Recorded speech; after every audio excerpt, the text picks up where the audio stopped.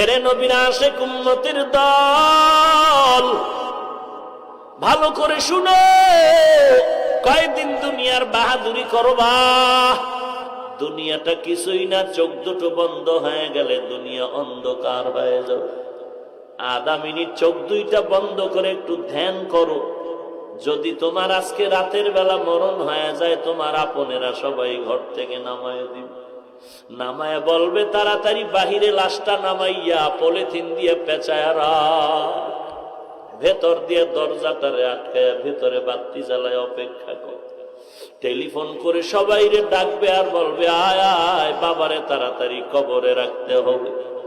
এরে আল্লাহর গোলাম, সকাল হওয়া মাত্র কেউ যাবে ইমাম সাহেবের খবর দেওয়ার জন্য, হুজুর আমার বাড়িতে লাশ, জানাজা না পড়িয়া কেউ যাবেন না। কেউ যাবে কবর খনন করতে, কেউ যাবে বাঁশ বাগানে বাঁশ কাটার জন্য, কেউ কলা পাতা কাটার জন্য, কেউ যায় গরম পানি রেডি করতে, জীবনের শেষ গোসলটা দিয়া দিবে। এরে আল্লাহর বান্দা, তুমি একটু চিন্তা করো, দুনিয়াটা কিছুই না। এই জিন্দেগির এই চোখের সামনে কত লাশের মিছিল দেখলাম। কই গেল আমার দাদা, কই আমার নানা, কই আমার চাচা, এক এক করে সবাই বিদায় হয়ে গেল। কই আমার বন্ধু, এক এক করে সব বিদায় হয়ে গেল। কখন জানি মাইকে আমার আওয়াজটাও এসে যায়। দুনিয়াটা কিছুই না রে যুবক, একটু ডানে বামে তাকায়া দেখ, তোর আপনজন কত বন্ধু বান্ধব যুবকেরা কবরবাসী হয়ে গেল। বাঁশবাগানে রেখে আসলি, দেখ এমন একটা জায়গা কবরস্থান বাঁশবাগান, যেখানে দিনের বেলাও যাইতে ভয়, কারণ বাঁশবাগান সাপ থাকার গর্ত। ওই গর্তের মধ্যে তোরে একা একা ফলাইয়া সবাই চলিয়া যায়, কেউ তোমার আপন নাই। তুমি এখন একা একা তোমার তিনখান সাদা কাপড়ের প্যাকেট বানায় কবরে রাখতেছ। আল্লাহর নবী বলেন, আল কবর রাউযাতুম মির রিয়াজিল জান্নাহ আও হুফরাতুম মিন হুফারিন নার। কবর হবে কারো জন্য বেহেশতের বাগান, আর কারো জন্য হবে জাহান্নামের গর্ত। এরে আল্লাহর বান্দা, কবরে তোমাকে আমাকে রাখার পরে ফেরেশতা হাজির। আসিয়া যখন কাফনটা টেনে দেখবে, ওই মাথার চুলগুলো নবীর তরিকা আছে, মুখের মধ্যে মদিনার দাড়ি লাগানো আছে। ফেরেশতারা মোটামুটি ধারণা করবে এটা নবীর একজন আশিক মনে হয় হতে পারে। এরে নবীর উম্মতের দল, আর তোমার জন্য প্রশ্নটা সহজ হয়ে যাবে। তিনটা প্রশ্নের জবাব যদি দিতে পারো, আল্লাহর অর্ডার হয়ে যাবে, জান্নাতের বিছানা কবরে বিছায়া দাও।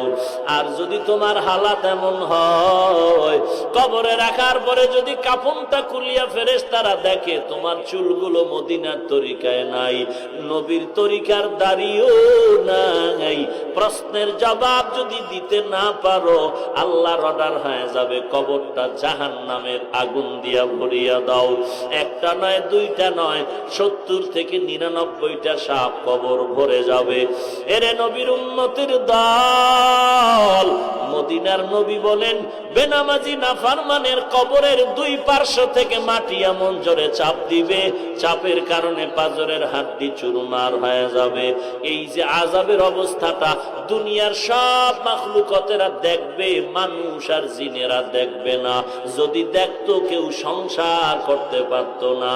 কারণ নবীর কন্যা, নবীর মেয়ে ফাতেমা রাদিয়াল্লাহু তাআলা আনহার ক্ষেত্রে আপনারা ঘটনা জানেন। কবরে রাখার সময় নবীর সাহাবী ডাক দিয়ে কয়, কবর কারে রাখতেছি জানো? নবীজির কন্যা, নারীদের সরদারিনী ফাতেমা রাদিয়াল্লাহু আনহা। ইমাম হাসান ও হুসাইন তার মা, হযরত আলীর স্ত্রী, ব্যবহার খারাপ যেন না হয়। কবরের মাটির জবান খুলে গেল, ডাক দিয়ে কয়, রে সাহাবী, আমি মাটি ফাতেমাও চিনব না, হাসানের পরিচয় চলবে না। আমি মাটির ব্যবহার হবে ইমানের আমলের মাধ্যমে। যদি পরিচয়টা ভালো, আমল নিয়ে আসো, ব্যবহার ভালো হয়ে যাবে। আর যদি ব্যবহার আমল যদি খারাপ হয়, তো আমি মাটির ব্যবহার এতই যে কঠিন, এক সেকেন্ডের জন্য সার নাই। ওই কবরের আওয়াজ শুনে সাহাবী চিৎকার দিয়ে বেহুশ হয়ে পড়ে গেছে, আর জীবনে সংসার করতে পারে না।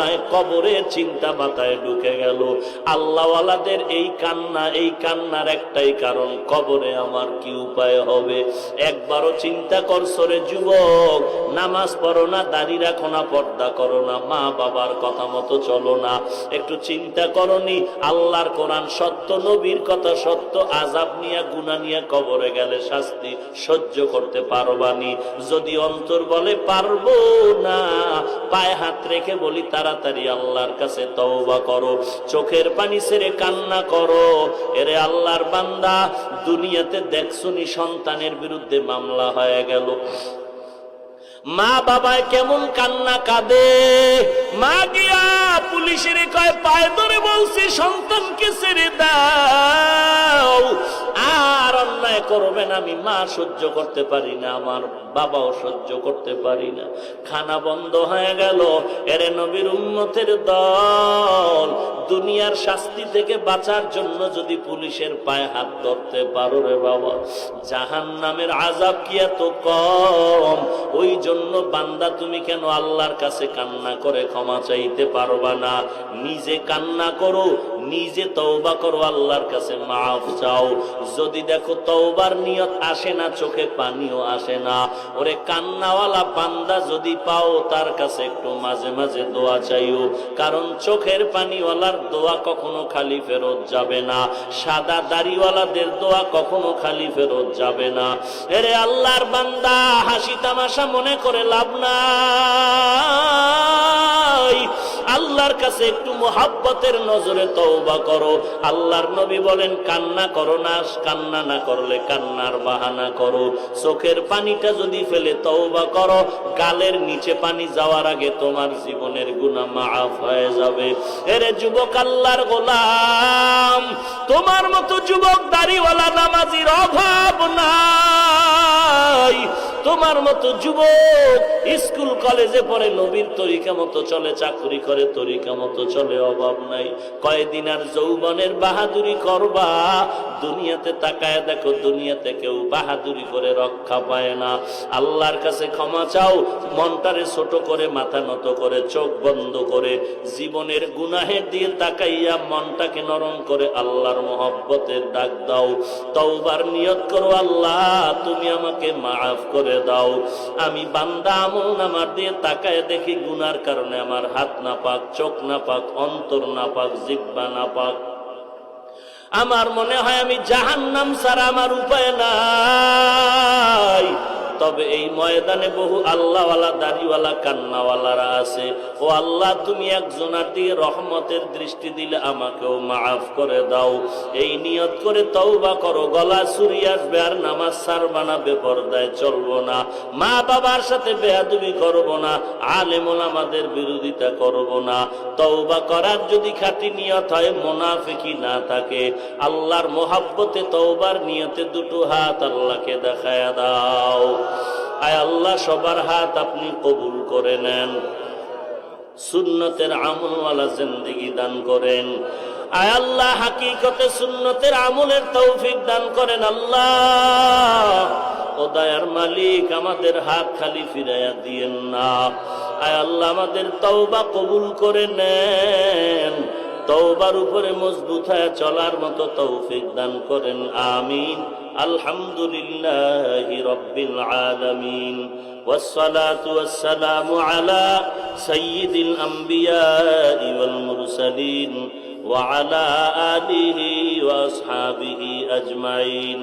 ইয়া আরহামার রাহিমিন, ইয়া আরহামার রাহিমিন, ইয়া আরহামার রাহিমিন। রব্বিরহামহুমা কামা রব্বায়ানি সগীরা। ও দয়ার মালিক, কুদরতের নজর দিয়ে তাকায় দেখেন, আপনার কত আশেক পাগলেরা এই ময়দানে হাত তুলেছেন রে আল্লাহ। কত উলামায়ে কেরাম হাত তুলেছেন, কত সাদা দাড়িওয়ালারা হাত তুলেছেন। আয় আল্লাহ, কত ব্যবসায়ী, চাকরিজীবী, কত ছাত্র ভাই, কত যুবক, কত শ্রমিকরা হাত তুলেছেন। আয় আল্লাহ, আমরা সবাই গুনাহগার, জাহান্নামের আসামি হয়ে গেছি। গুনাহের কারণে তারায়া দিয়েন না রে মালিক, জাহান্নামের আযাব সহ্য করতে পারবো না রে আল্লাহ। মেহেরবানি করে নবীজির মোহাব্বতে জীবনের সমস্ত গুনাহগুলো মাফ করে দেন। আয় আল্লাহ, আজকের মাহফিল কবুল করে নেন। নবীজির মোহাব্বতে আমাদেরকে মাফ করে দেন আল্লাহ। সুন্নতের আমলওয়ালা জিন্দেগি দান করেন। কামাই রুজি ব্যবসা যারা করে হালাল ভাবে বরকত বাড়ায় দেন। আয় আল্লাহ তাআলা, সারা দুনিয়াতে শান্তি দান করেন। বাংলাদেশ শান্তির দেশ বানায় দেন। দিনের জন্য, দেশের জন্য যারা জীবন দিল মাফ করে দেন। এখনো যারা কাজ করে, প্রশাসনিক ভাবে যারা কাজ করে, দিনদার বানায় দেন আল্লাহ। 5 ওয়াক্ত নামাজ বা জামাত আদায়ের তৌফিক দান করেন। আয় আল্লাহ, বাতিলের মোকাবেলায় বিজয়ী করে দেন।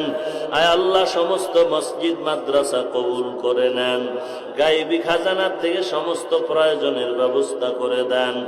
আয় আল্লাহ তাআলা, অন্যান্য প্রতিষ্ঠানগুলো নবীর আদর্শওয়ালা বানায় দেন। মা বোনদের পর্দানিশি আবেদা বানায় দেন। ছেলে সন্তান নেককার দিনদার বানায় দেন। আয় আল্লাহ, নেককার সন্তানের মা বাবা হওয়ার তৌফিক দান করেন।